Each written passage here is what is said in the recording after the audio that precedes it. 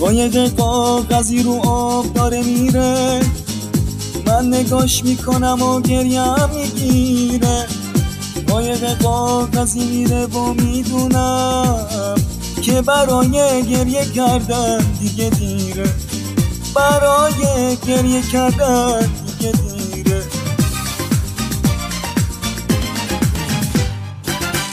زندگی کتاب مثنوی نبوده، من از اون روزی که دنیا را شناختم.